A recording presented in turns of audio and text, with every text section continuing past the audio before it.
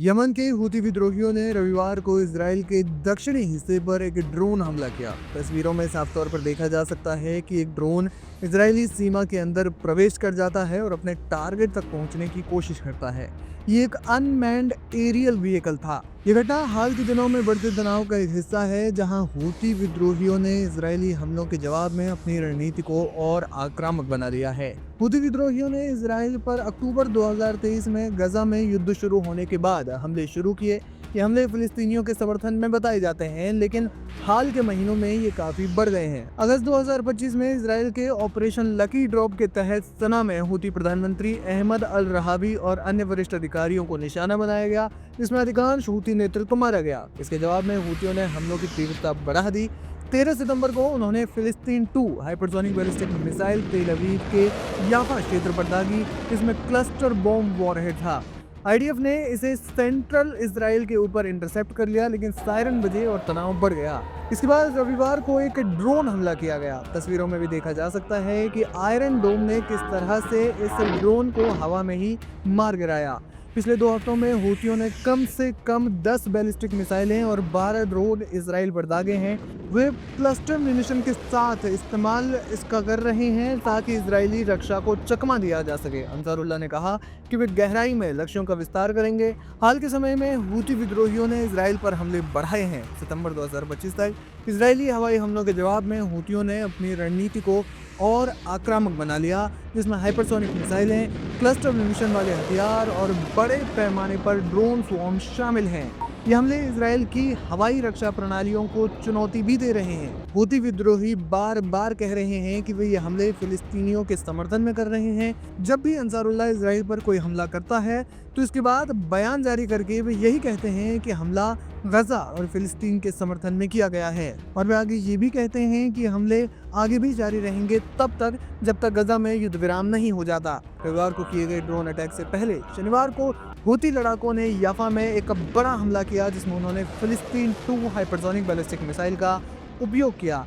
इसी मिसाइल में cluster warhead लगा था। आपको बता दें कि अक्टूबर 2023 से लेकर अब तक हूती विद्रोहियों ने न सिर्फ इजराइल बल्कि लाल सागर में भी इजराइल से जुड़े जहाजों को नुकसान पहुंचाया है, जो लगातार जारी है।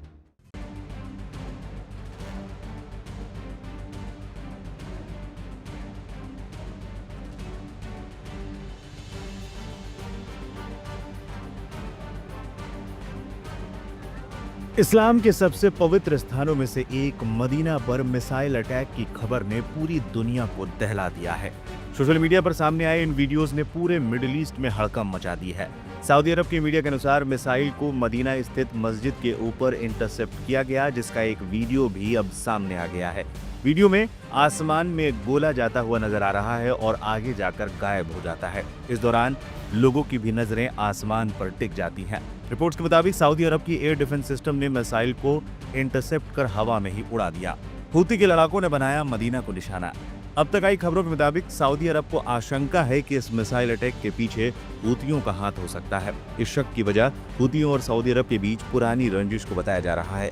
यमन के गृहयुद्ध के दौरान सऊदी अरब ने हूतियों का विरोध किया था, तभी से हूती लगातार सऊदी अरब को निशाना बनाते आए हैं। अगस्त 2012 में हूतियों ने सऊदी अरब की एक बड़ी तेल रिफाइनरी पर हमला किया था और हाल के दिनों में भी कई रॉकेट्स और मिसाइलें सऊदी अरब की तरफ दागे जाने की बातें भी सामने आई हैं।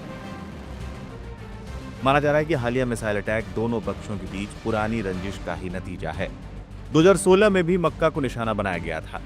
इससे पहले अक्टूबर 2016 में भी मक्का को निशाना बनाया गया था। तब सऊदी अरब ने पवित्र शहर मक्का के पास एक बैलिस्टिक मिसाइल को मार गिराने का दावा किया था, जिसे कथित तौर पर हूती विद्रोहियों ने दागा था। हालांकि उस समय के हूती नेता ने इस बात से इनकार किया था कि मिसाइल मक्का को निशाना बनाकर दागी गई थी।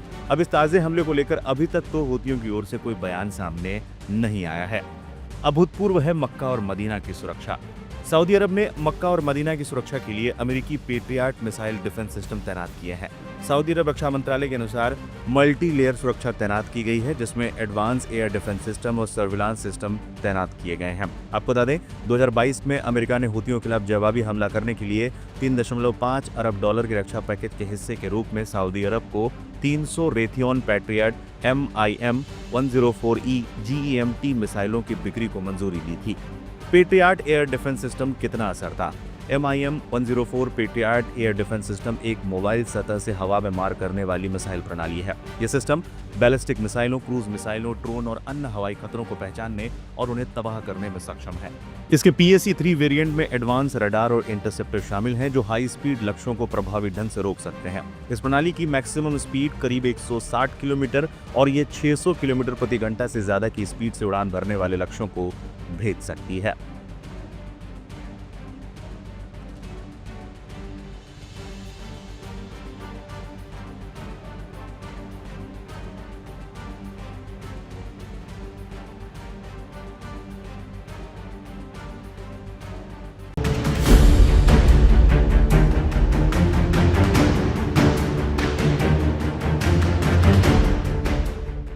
इस्राएली प्रधानमंत्री बेंजामिन नेतन्याहू ने वेस्ट बैंक में एक विवादास्पद योजना पर हस्ताक्षर कर एक बार फिर इस्राएल फिलिस्तीन संघर्ष को नई दिशा दी है। इस दस्तखत ने न सिर्फ सीज फायर के सवाल पर ग्रहण लगा दिया है, बल्कि गजा और फिलिस्तीन के अस्तित्व पर भी एक गंभीर सवालिया निशान लगा दिया है। दरअसल इसराइल के प्रधानमंत्री बेंजामिन नेतन्याहू ने वेस्ट बैंक में एक इस्राएली बस्ती बसाने के प्रस्ताव को मंजूरी दी है और कहा जा रहा है कि जल्द ही इस पर काम भी शुरू हो जाएगा। इस योजना के तहत वेस्ट बैंक का भौगोलिक विभाजन हो सकता है, जिससे फिलिस्तीनी राज्य की संभावनाएं और ज्यादा कमजोर हो जाएंगी। नेतन्याहू ने माले अदुमिम बस्ती में आयोजित एक समारोह में कहा, हमने वादा किया था कि कोई फिलिस्तीनी राष्ट्र नहीं बनेगा और ऐसा होगा ही नहीं। ये भूमि इसराइलियों की है। हम अपनी विरासत और अपनी भूमि की रक्षा करेंगे। ये क्षेत्र हमारा है और हम इसे किसी के साथ साझा नहीं करेंगे। उनके इस बयान ने अंतर्राष्ट्रीय समुदाय में तीखी प्रतिक्रियाओं को उकसाया है, क्योंकि संयुक्त राष्ट्र और अधिकांश देश टू स्टेट सॉल्यूशन को मिडिल ईस्ट में शांति का आधार मानते हैं। बेंजामिन नेतन्याहू ने वेस्ट बैंक के पूर्वी हिस्से में यरूशलेम के निकट 3400 से ज्यादा नई आवासीय इकाइयों के निर्माण की अनुमति दी है। ये क्षेत्र रणनीतिक रूप से महत्वपूर्ण है, क्योंकि रामल्ला जो वेस्ट बैंक के उत्तर में स्थित है और बेथलेहम जो दक्षिणी हिस्से में वेस्ट बैंक स्थित है, वो इस बस्ती के बनने के बाद दोनों इलाकों के बीच अंतिम प्रमुख भौगोलिक संपर्क को काट देगा।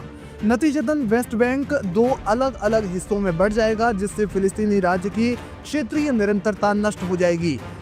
ये योजना पूर्वी यरूशलेम, जिसे फिलिस्तीनी अपनी प्रस्तावित राजधानी मानते हैं, उसको भी वेस्ट बैंक से अलग कर देगी। ये पहली बार नहीं है जब ये योजना चर्चा में हो। ये योजना 2 दशकों से विचाराधीन थी, लेकिन अमेरिकी दबाव के कारण इसे बार बार रोका गया।